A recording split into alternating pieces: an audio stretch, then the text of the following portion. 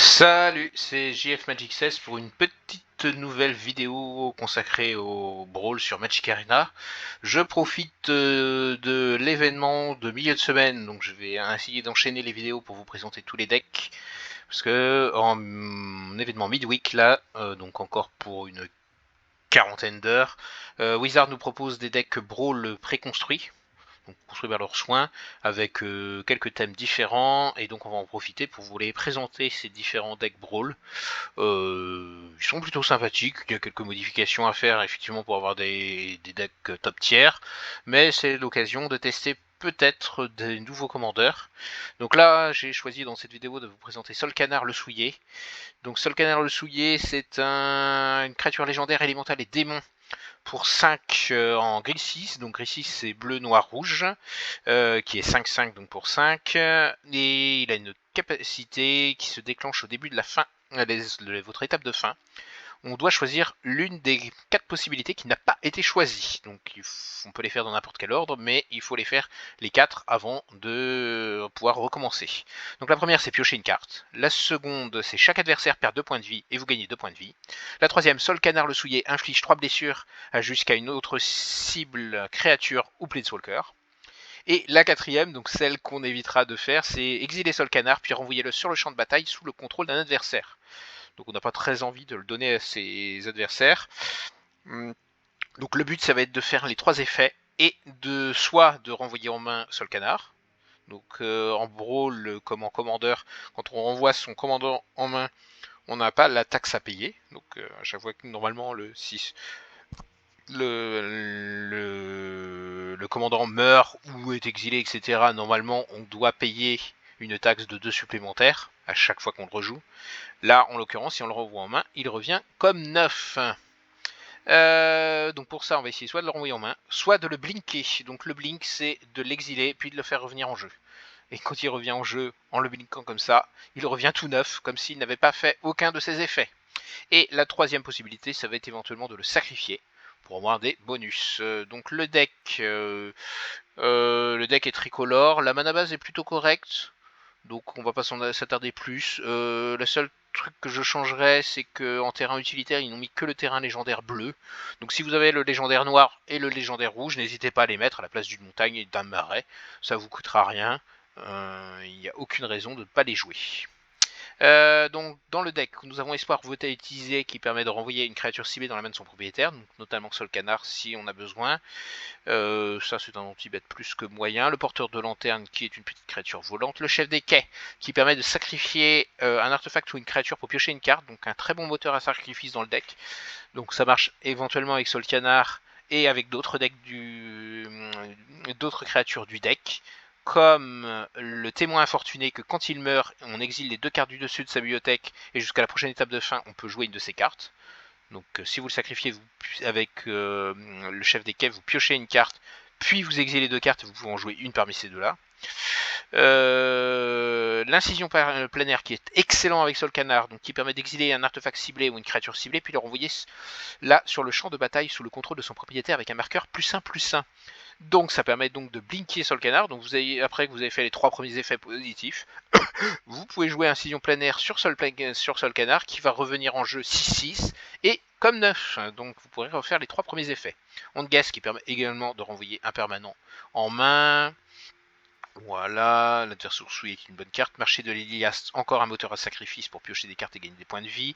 Un petit anti-bet, des bonnes cartes. Le canaliseur des terres, excellente carte dans le deck. Donc une autre carte excellente à blinker, comme le Solcanar. Donc quand il arrive sur le champ de bataille, le canaliseur des terres, vous choisissez l'un. Soit vous créez un jeton de vol 1-1 blanche, soit vous renvoyez un autre permanent non terrain ciblé dans la main de son propriétaire, soit vous piochez une carte.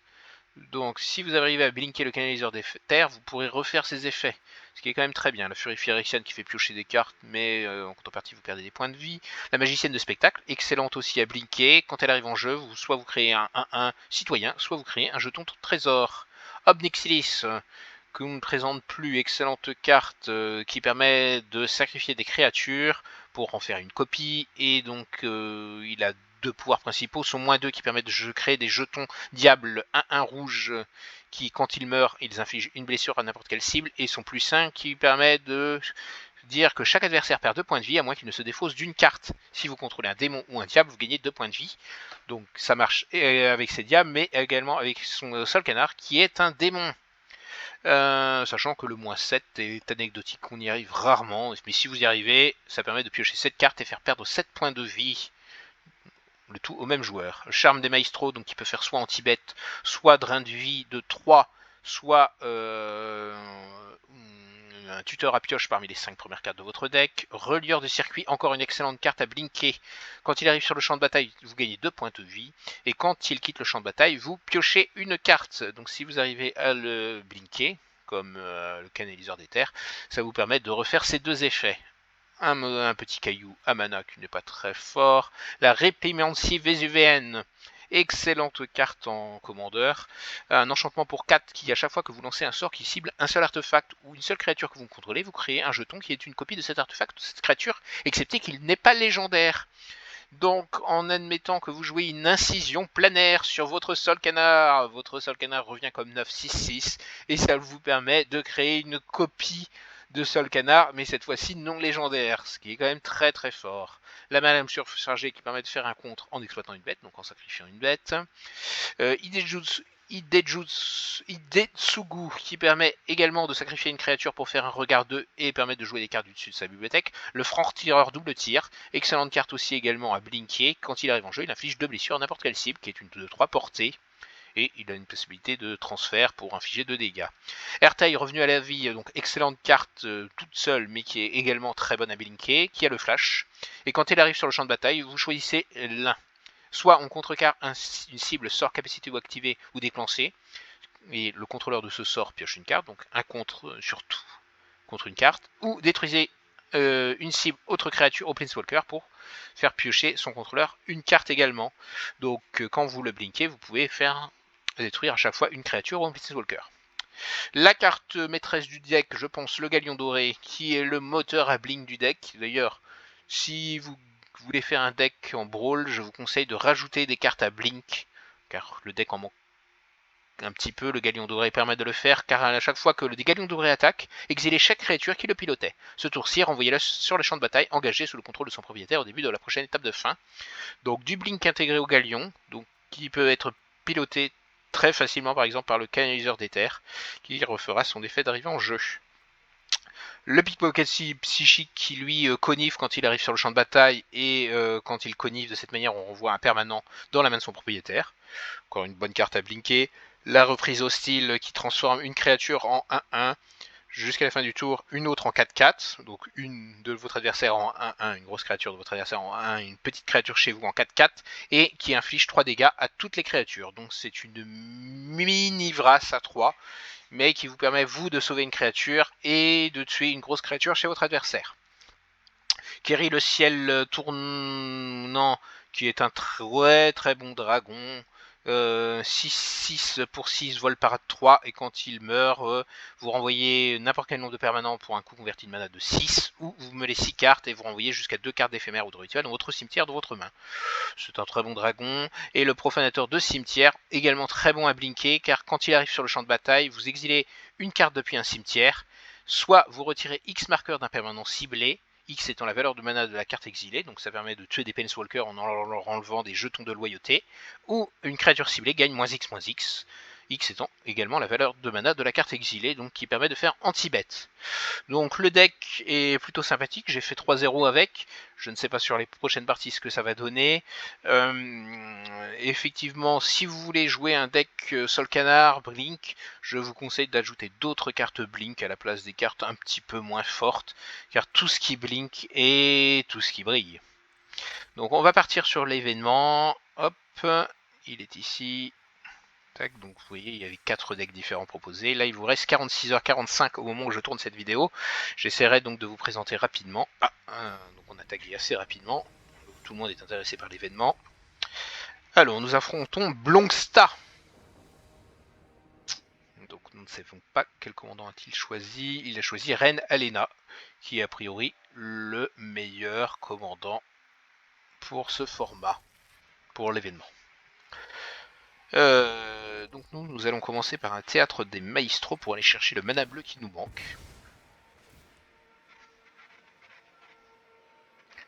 on va mettre l'île en jeu. Et voilà, donc notre adversaire joue Reine Alena qui pour 3, la force et l'endurance de la Reine Alena sont chacune égales au nombre de créatures que vous contrôlez. Si au moins un jeton de créature devait être créé sur votre contrôle, on crée un blanche soldat en plus. Donc, il y a un très gros moteur à création de jetons dans ce deck. Nous allons jouer un land qui arrive engagé. Le deck Sol Canard est assez lent en début de partie, donc on peut être submergé par les tokens de notre adversaire. Voilà, notre adversaire met 2 créatures. Il va plus la jouer en flash. Un bilan qui arrive dégagé, donc nous allons le jouer. Donc nous avons 2 possibilités, soit nous jouons un adversaire souillé, mais c'est pas forcément très bien. Je vais plutôt jouer une statue angoissante. Pour avoir un peu plus de mana au prochain tour, et éventuellement jouer Sol Canard dès le prochain tour. Car la statue angoissante me fait 1 mana.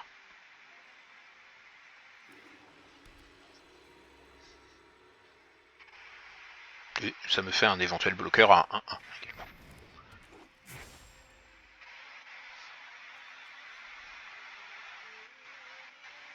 L'adversaire pose des petites bêtes, pour l'instant je n'ai pas spécialement peur de ces créatures.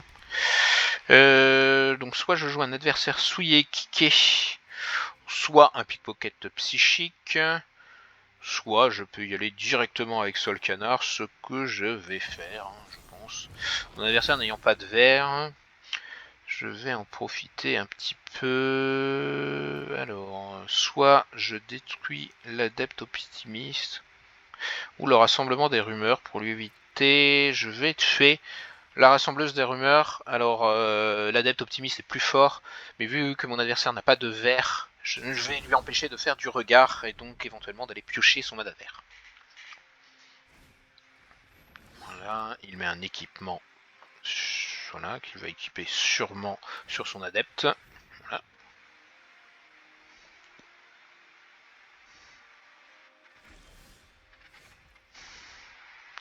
Alors, on a plusieurs possibilités. Je pense que je vais kicker un adversaire souillé.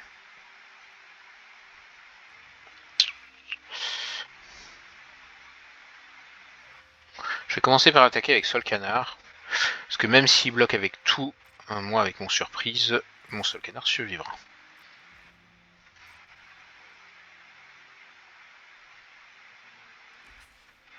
Il sacrifie un jeton, c'est très bien.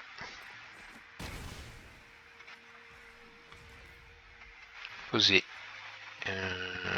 soit Inzoku, soit l'adversaire souillé. Je vais mettre un peu de pression à mon adversaire, je vais lui mettre un adversaire souillé kické. Voilà. Bon, je vais piocher une carte. Voilà, un land qui arrive engagé, c'est dommage. Alors je vous déconseille de jouer ces lands qui sont quand même assez faibles, ils arrivent en jeu engagé. Faut jouer plutôt des manas de base. Ceux-là sont très bons. Vous jouez des Painlands si vous avez les Painlands, car prendre des dégâts c'est pas très grave, vous avez 25 points de vie. Vous avez les moyens de gagner des points de vie dans le deck en plus. Donc, alors mon adversaire a touché son mana vert et a joué une Catilda, donc maintenant il a un peu plus de mana.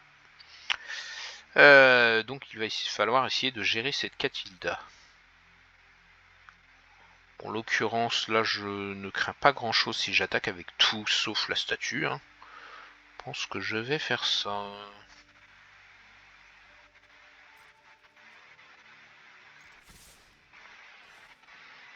Tac. Sachant j'ai toujours mon surprise en main, donc un petit tricks de combat si besoin.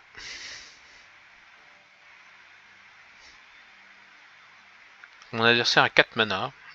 Mon adversaire ne bloque pas. Très bien.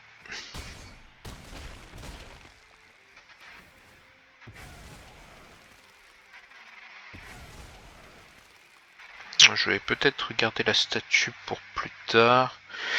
Je pense que je vais garder la statue pour plus tard. Je vais poser mon land. De toute façon, comme ça, j'aurai mon 6ème mana pour mon professeur du cimetière. Et en attendant, je vais poser Tetsugu, parce que ça ne mange pas de pain. Je vais faire le dernier effet de Sol Canard avant de le blinker. Bah, le renvoyer dans ma main plutôt. avec soit le pickpocket, soit le canaliseur d'éther. Mais bon, je pourrais le faire pendant la deuxième main phase du prochain tour, ce qui me fera encore une attaque de Sol Canard. Et au pire, mon adversaire, s'il décide de bloquer et de me le tuer, ça ne sera pas très grave. Donc il va sans doute jouer sa reine, qui est 4-4.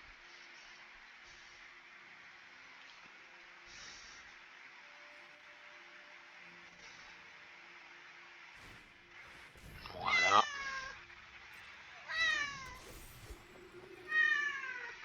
Je ne sais pas si vous entendez le chat qui réclame, mais pour l'instant, je suis concentré sur ma partie. Là, mon adversaire n'est quand même pas très bien. De toute façon, il ne va pas déclencher d'attaque, il a besoin de défenseurs. Et puis, il n'est plus qu'à 12.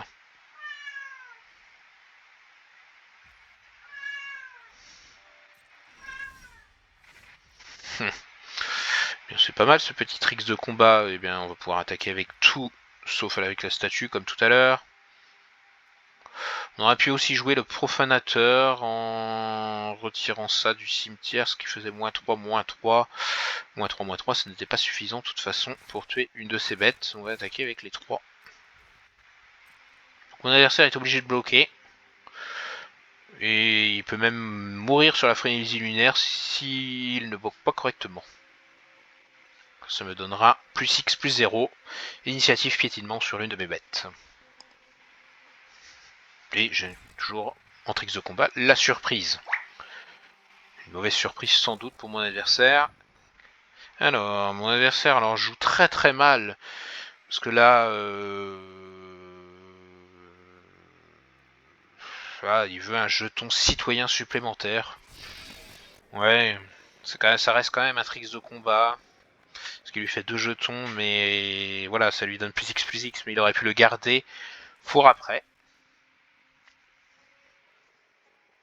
Parce que là, du coup, je vais pouvoir utiliser mon tricks de combat sans problème. Alors, moi, je vais tuer l'adepte optimiste. Voilà, et lui... tac. Donc, Sol Canard doit mourir. Hein, on va pas se cacher, il doit mourir. Mais si je le tue pas, donc je peux lui donner +3 et le renvoyer dans ma main. Non, je n'aurai pas les manas pour le renvoyer dans ma main. Donc je vais lui donner +4. Ce qui va mettre un point supplémentaire. De toute façon, je n'aurai rien d'autre à jouer. Je peux mettre que +3. Je vais mettre que +3. Et puis ça me permettra de jouer un chef des quais.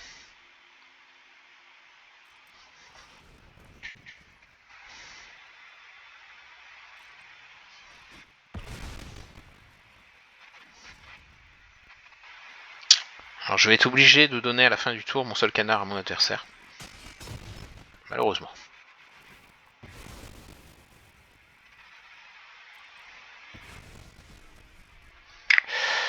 Je vais jouer un petit chef des quais où je peux sacrifier tout simplement mon Sol Canard avec Hidetsugu pour faire un regard 2 et éviter de le donner à mon adversaire parce que je pourrai le récupérer, piocher une carte.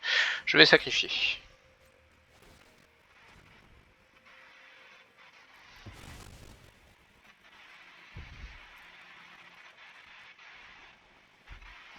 Ça, un havre inexploré, un mana qui arrive engagé, c'est totalement nul.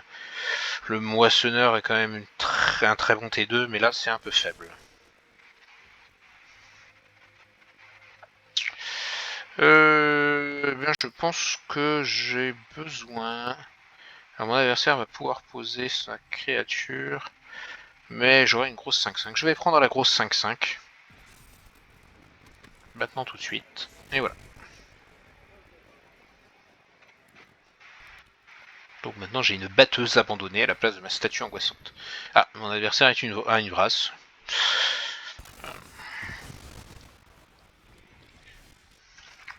Ce n'était pas prévu, je ne savais même pas qu'il était dans le deck. Alors, je pourrais jouer un profanateur, mais dans le vide c'est un peu nul. Je peux jouer un pickpocket. Ça ne mange pas de pain, je vais jouer un pickpocket.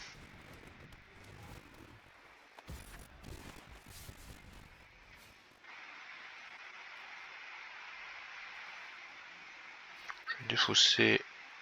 Petite s'amuser avec le feu. Non, je vais défausser cette surprise. Et du coup, je vais pouvoir envoyer un permanent dans la main de son propriétaire. Donc je vais lui renvoyer son dévoreur. Pas très utile, mais bon, c'est pas grave. Ça lui coûtera toujours un mana pour la remettre. On va faire un sursis sur ma 4-3, qui n'est quand même pas la meilleure créature du deck. Donc ça va pour l'instant. Il rejoue son dévoreur de vertu, ce qui ne me gêne pas. Et moi, je vais pouvoir rejouer Solkanar. Et je vais m'en empresser. Je vais donc piocher une carte. Ouf. Ça c'est un très bon top deck. Donc j'ai mes 2 gros veaux. Mon adversaire est quand même un peu sous l'eau là. Parce que là actuellement sa reine Alena n'est que 1-1.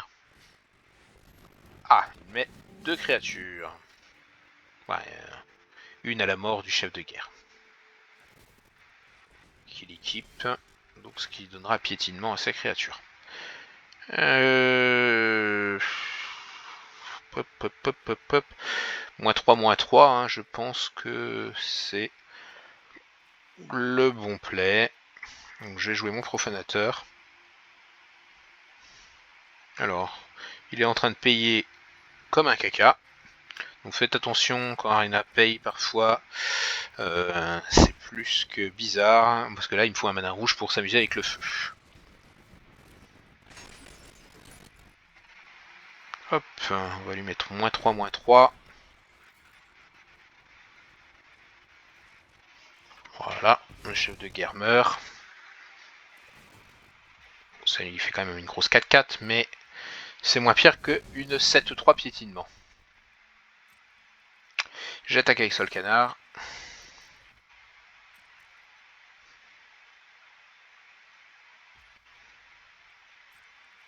Alors donc maintenant, voilà, le dévoreur de vertu gagne la capacité du chef de guerre, donc le piétinement. Fin de tour, bien je vais faire perdre 2 points de vie à mon adversaire. Hein. Bon là j'ai quand même 2 créatures, dont une qui est la menace, 4-4 menaces, une 5-5. J'ai encore 2 points que je peux envoyer face ou sur le personnel d'accueil. Je pense que ça va finir sur le personnel d'accueil. Eh bien je vais le faire tout de suite, avant qu'il trigger. Voilà.